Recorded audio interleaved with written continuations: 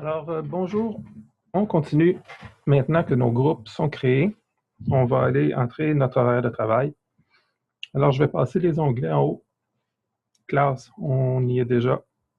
Type de note, on peut le faire tout de suite, ça sera fait. C'est sous quel format on peut entrer nos notes.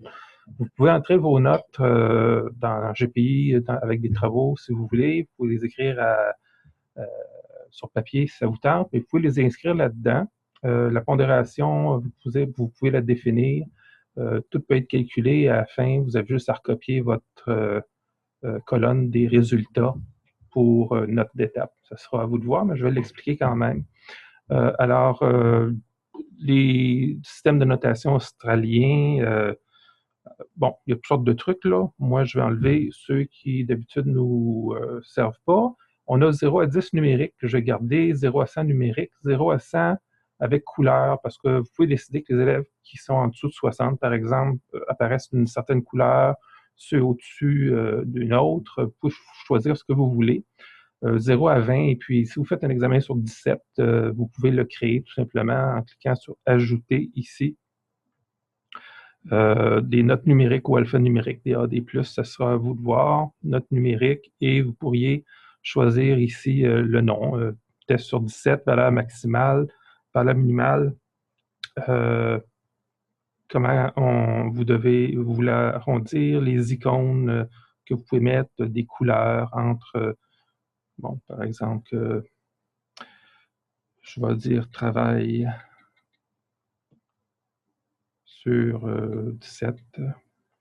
Valeur maximale, ça sera 17. Valeur minimale, ça va être 0. Valeur limite, je ne me souviens pas c'est quoi. Est-ce que c'est ça la pondération? On y reviendra. On arrondit vers le haut, 0,5 vers le haut. Il apparaît à ce moment-là en bas. Et ceux qu'on ne veut pas, on a juste à glisser notre doigt et on supprime ce qu'on ne veut pas. Là, je l'aime bien. Ça, je l'enlève. A et F, ça ne m'intéresse pas. Puis lui, ben, je l'enlève pour le moment. Vous pouvez, en cliquant, voir comment ils sont configurés chacun de ces types de notes-là. Bon, on a défini les périodes en mettant des couleurs. Donc, on a les périodes de battement en bleu, nos jours en haut qui apparaissent grâce à la petite cloche. Le planeur ici, qu'on peut ouvrir, agrandir et rapetisser avec un pincement. Et vue par jour aussi. Maintenant, on retourne dans le calendrier pour entrer notre horaire de travail. Alors, l'horaire de travail, on le rentre sur un cycle, puis on le recopie après encore. Donc, on va sur cycle. Et on commence avec un jour 1, le 27, 28, 29. On ne choisit pas dans le grisé, on s'en va à septembre en haut, le 2, le 3, le 4, le 5, le 8 et le 9. Et on y va avec le jour 1. La période est déjà définie dans ce qu'on a fait, je crois. Alors, on clique ici. Ça sera le groupe 12 pour moi, cette journée-là. Je crois que c'est ici que je peux écrire le local, là, le B204. Je vais attendre que mon clavier revienne actif. Le B204, ça c'est mon chien. C'est la période 1. Les heures, ouais, on les définit là pour qu'ils aillent s'imbriquer correctement. Donc, c'est de 11h05 à midi. C'est pas la première période pantoute que j'ai, moi. J'efface ça.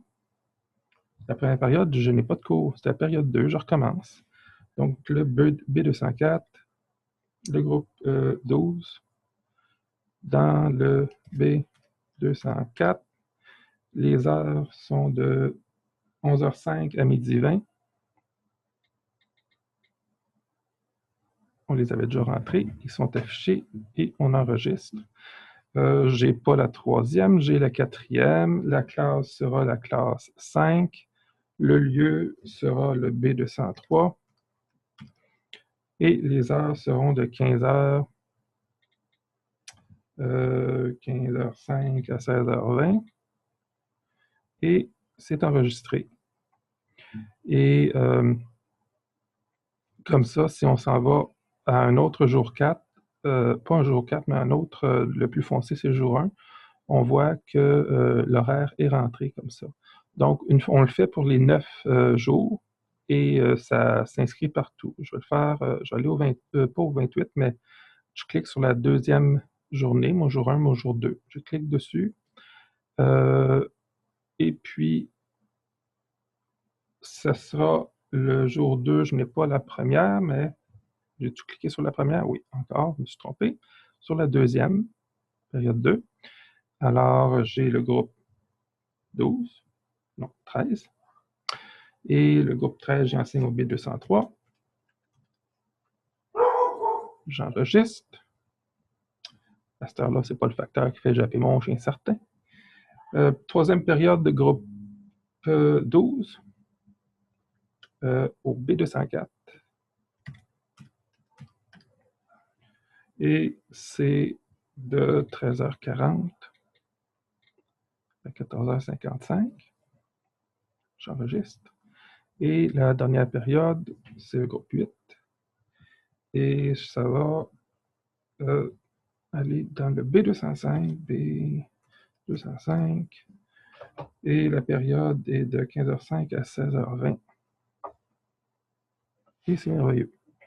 Alors, et vous faites tout votre cycle comme ça, puis vous voyez les journées qui ont été affectées sont devenues plus encadrées. Donc, le jour, si je clique sur le 28 ici, et que je vais voir un autre deuxième jour, le jour 5 là, c'est inscrit.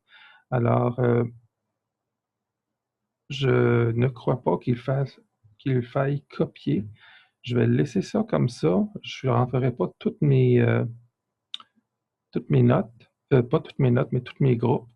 Et on va aller voir si c'est suffisant pour être entré dans les autres fonctions du programme. Alors, si je vais voir l'horaire, le jour 1, ça ne s'affiche pas. Pourquoi? Le planner non plus. Le calendrier. Et je m'en vais le 27. Ça s'affiche. Ah, je suis dans la semaine. Jour. Le 27, c'est là. Le 28, c'est là. Le 29, c'est pas là. Si je vais dans l'horaire, je suis au mois de novembre, c'est pour ça. Alors, allons. Ah, il faut copier. Alors, on va aller où? Sont là. Alors, admettons que j'ai rentré mes 9 jours. Là, je n'ai rentré juste 2. Retournons dans le calendrier. Je m'excuse, là, j'aurais pu me préparer mieux, mais ça fait des heures déjà que je travaille là-dessus, donc vous allez arriver au même résultat.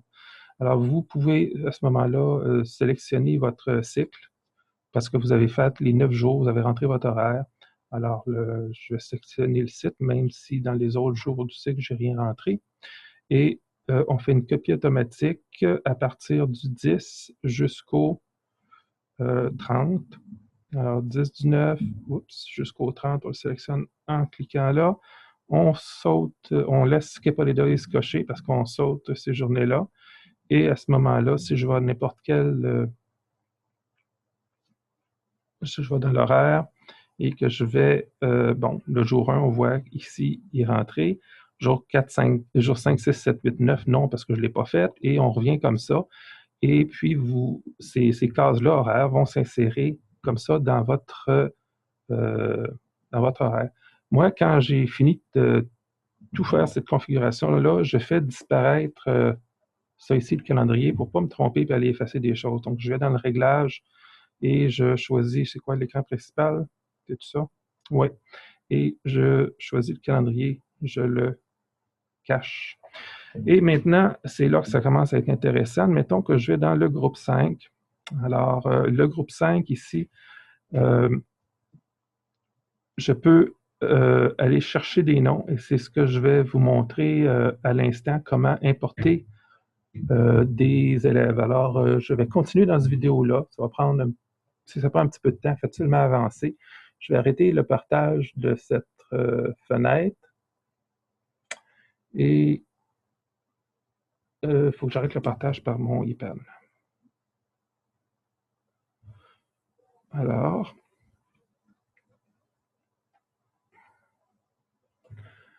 je dois aller chercher mon groupe et c'est Jean-François qui me remplace et il m'a donné son code et son mot de passe. Il faudrait que je m'en rappelle, ça serait bien utile. Fait que je vais essayer, sinon ben, j'arrêterai cette vidéo-là à cet endroit-là puis j'en recommencerai un autre. Alors, j'ouvre Google et je m'en vais sur GPI. Et je vais essayer de ne pas me tromper.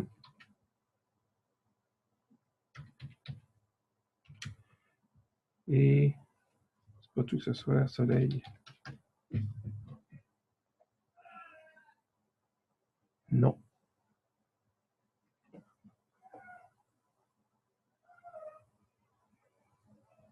Alors, j'ai arrêté la vidéo là.